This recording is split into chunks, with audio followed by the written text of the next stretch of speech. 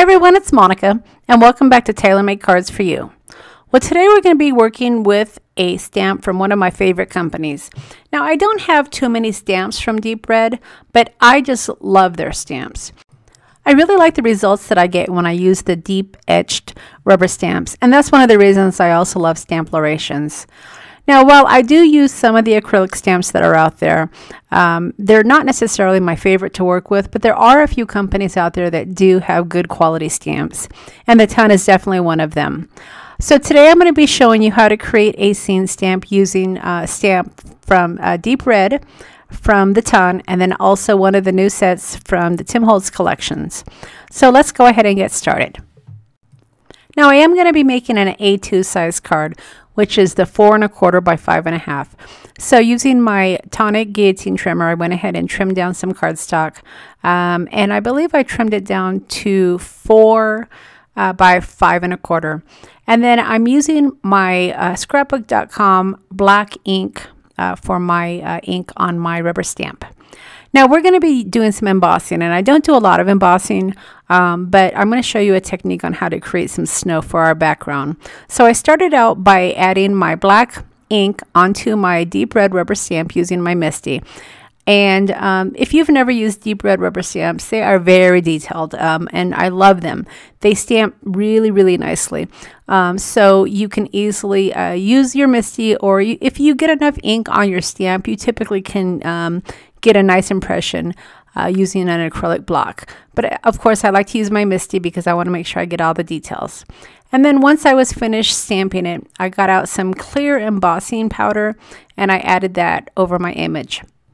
Now I use clear embossing powder on a lot of my designs, and that's really because I like the shiny plastic look that you get once it's embossed. Also, whenever I'm adding ink, I like to be able to have that resist against my image just so I don't smear it. Also, using the clear embossing powder enables me to have different types of embossing. And what I mean by that is I can easily just change up the color of my ink and use my clear embossing, and then I have an embossed image. So the clear embossing powder for me goes a long way.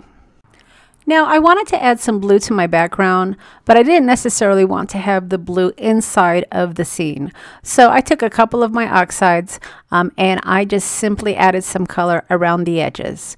As you can see, I didn't add a lot of ink. I'm using the ink that was already on my blending tool because I really just wanted a subtle background.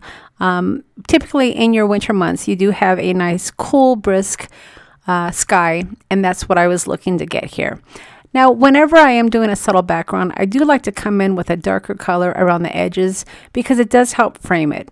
And it gives it sort of a mystique look, especially when you have the lighter color just kind of around the particular image that you're working with, and then the darker color around the edges.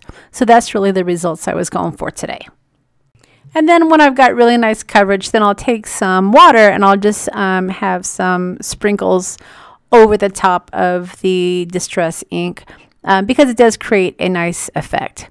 And then what I typically do whenever I have ink on my pad and a little bit of water, I will just dab up that water, because if you've used distressed inks before, you know that it reacts really nicely. And again, if you know my style, I don't go for perfection. I like to have as much interest on my cards as possible, and just getting that little bit of ink and water on your card adds for some nice results. All right, and then because I am working with water, of course, I want to go ahead and dry my card before I go on to the next step. All right, so the next thing I want to show you is a little technique or trick on making a snow background. Now, I don't use white embossing powder very much, but I do use it to create snow, and this is really what I'm talking about. I'm going to go ahead and take my snowflake stamp set that was from the Ton, and I'm just stamping some small snowflakes. And then what I'm going to do is I'm also going to take my white ink, or in this case, you could use your VersaMark if you chose to, and I'm just going to edge up the edge of the card. Now, this will give you a nice snow frame, and that's really what I'm looking for. I want to just kind of surround that little town with some snow, and then I also added some of that ink to the snowbank on the bottom. And then I'm just going to go to town with my white embossing powder. And this really creates nice snow and nice snowbank, and it gives it a nice frame, especially when you're using a smaller stamp I could have easily left it open, but I wanted to create kind of a snowy scene.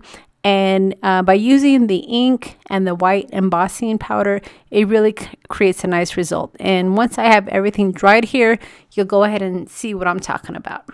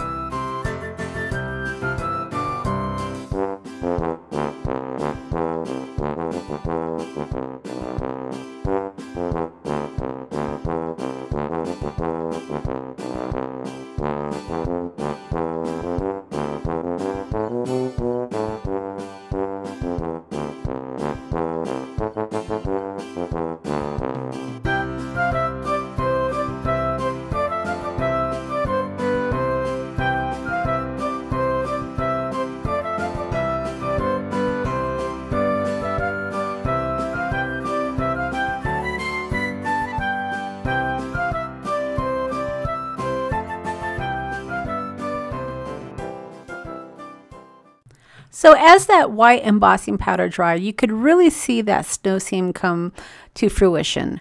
It is quite a difference from just seeing the blue in the background to having all that white. Now the sentiment stamp set that I'm using is one of the new Tim Holtz ones, and this is called Christmastime. And when I first saw this set, I thought to myself, I don't typically buy greeting sets, but I just love the different fonts and the different types of greetings that you got on this stamp set. And I do want to caution you, when you do get the stamp set, if you do, the sentiments are a little bit large. So I am going to be doing some cards where the sentiment is the focal point, and that's one of the reasons why I got this stamp set. But I just want to caution you for that. So when you are stamping over embossing powder, you want to be careful, and that's what I really wanted to caution you on when you are adding your sentiment. If you are adding your ink and your snow using the embossing powder, keep in mind that if you are using a sentiment, you may not want to stamp over the embossed part of the snow because you may smear your sentiment. So just be aware of that. All right, so at this point, once my sentiment was stamped, I was ready to go ahead and mat it onto my cardstock. And I was originally going to go just white on white, but then I changed my mind. And I went ahead and I got out some washi tape, and I just did some black washi tape on the right side of the card just to have it stand out just a bit. And I was really pleased that I did, because I think the white on the white would have just been a little bit too plain for me. And then I also wanted to have my stamped image stand out just a little bit more. So I did add some of my foam tape on the back of my panel to give it just a little bit more lift. So once the panel was adhered, the card was essentially finished. But I did want to give you some ideas for another way that you can embellish this card. Now, you know that I'm a fan of the Tim Holtz paper dolls. And while I have a box load of those paper dolls, every time he comes out with a new set, it seems like I have to buy it. And of course, I bought the Christmas edition.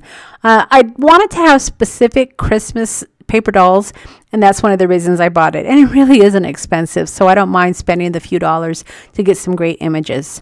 Now, when I was going through the paper dolls, you get larger ones, you get medium-sized ones, and then you get smaller ones as well.